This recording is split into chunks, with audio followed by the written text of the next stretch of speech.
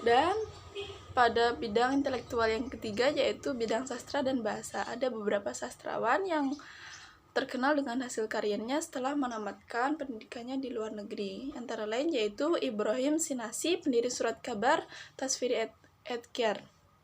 Dan di antara karya dan yang lainnya yaitu The Puts Wedding atau komedi, dan seseorang yang telah mengikutinya yaitu Namik Kemal dengan karyanya Fatherland atau Silistria. Di samping itu juga terdapat nama Ahmad Midat dengan Entertaining Tales dan Mehmet Taufik dengan Years in Istanbul.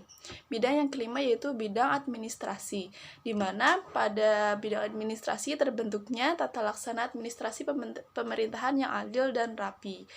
Di samping itu, para sultan juga mengembangkan sektor ekonomi dengan menggalakkan perdagangan di antara mereka. Yang keenam yaitu bidang arsitektur.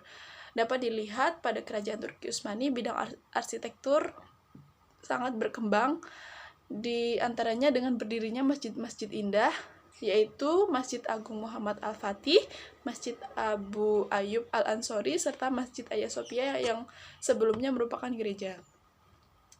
Dan yang keempat yaitu kemunduran kerajaan Turki Utsmani.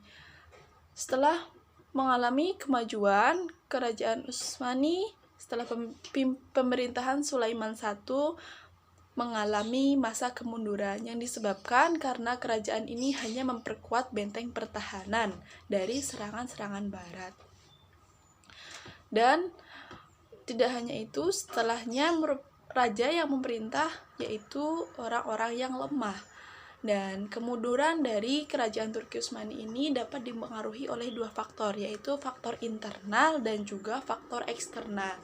Beberapa dari faktor internal antara lain luasnya wilayah kekuasaan.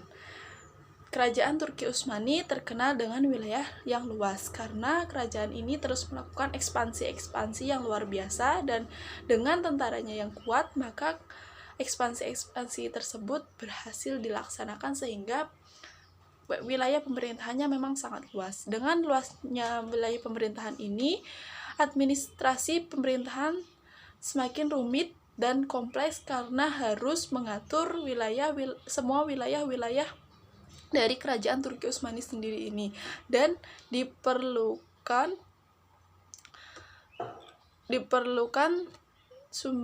sumber daya yang berkualitas. Nah, karena kerajaan Turki Utsmani ini ingin terus untuk memperluas daerahnya dengan peperangan sehingga banyak mengorbankan waktu dan tenaga, dan bukan dipakai untuk membangun negara, sehingga karena luas wilayah pemerintahan ini mempengaruhi kemunduran kerajaan Turki Utsmani. Yang kedua yaitu heterogenitas penduduk. Setelah disebutkan tadi bahwa kebudayaan Turki Utsmani itu diambil dari beberapa kebudayaan dan itu mempengaruhi ke penduduknya yang bersifat heterogenitas, yaitu multikultural.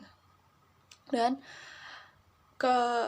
sebagai kerajaan besar, Turki Utsmani mencakup wilayah yang amat luas, yaitu Asia Kecil, Armenia, Irak, Syria, Hijaz, dan Yaman di Asia, Mesir, Libya, Tunis, dan Aljazair di Afrika, serta Bulgaria, Yunani, Yugoslavia, Albania, Hungaria, Rumania, dan di Eropa. Dengan luasnya wilayah tersebut harus diperlukan suatu organisasi pemerintah yang teratur, dan itu sangat menyulitkan.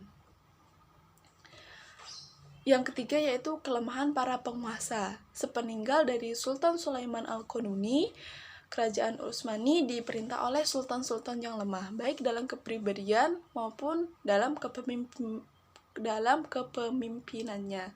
Akibatnya, pemerintah menjadi kacau, dan kekacauan ini tidak pernah dapat diatasi secara sempurna, bahkan semakin lama semakin parah.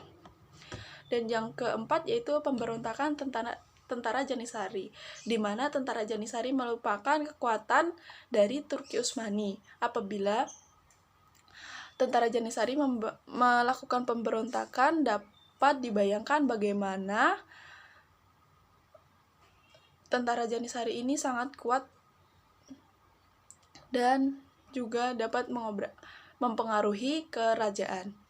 Dan pemberontakan tentara Janisari ini dilakukan sebanyak 4 kali, yaitu pada tahun 1525, 1632, 1727, dan 1826 Masehi. Yang keempat yaitu maraknya budaya pungli. Pungli merupakan perbuatan yang sudah umum terjadi di kerajaan Turki Utsmani, di mana seseorang yang akan meraih pangkat maupun seorang yang ingin meraih kekuasaan harus membayar dengan sogokan kepada orang yang berhak memberikan jabatan tersebut. Dan yang ke-6 yaitu merosotnya perekonomian karena banyaknya peperangan dan pendapatan semakin berkurang, sementara belanja negara sangat besar termasuk biaya untuk perang sendiri.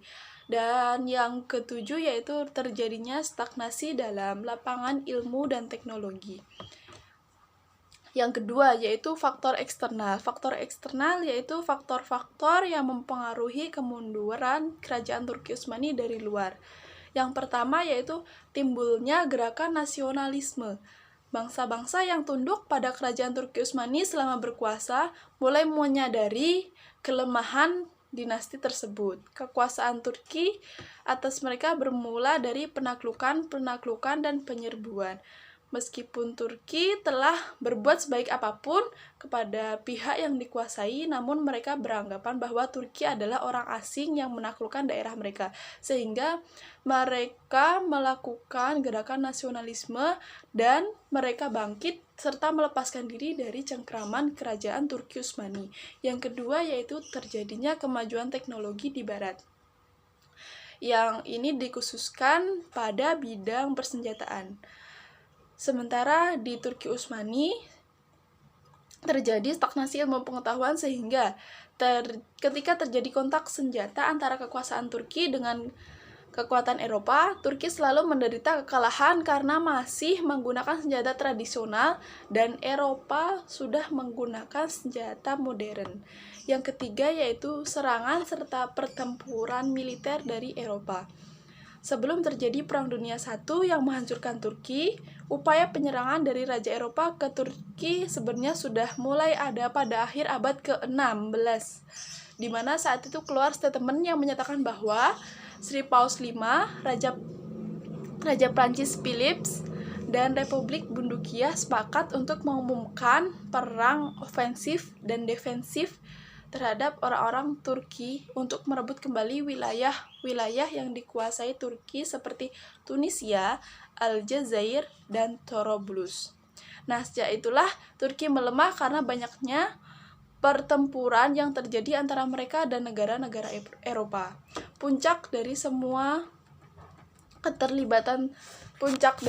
pertempuran itu yaitu keterlibatan Turki pada Perang Dunia I pada 2 Agustus 1914 atas rencana busuk Mustafa Kemal Atatürk yang mengakibatkan Turki kehilangan segala-galanya, di mana militer menjajah akhirnya memasuki daerah Istanbul. Demikian yang dapat saya sampaikan. Mohon maaf apabila terjadi banyak kesalahan. Dan akhirnya, wassalamualaikum warahmatullahi wabarakatuh.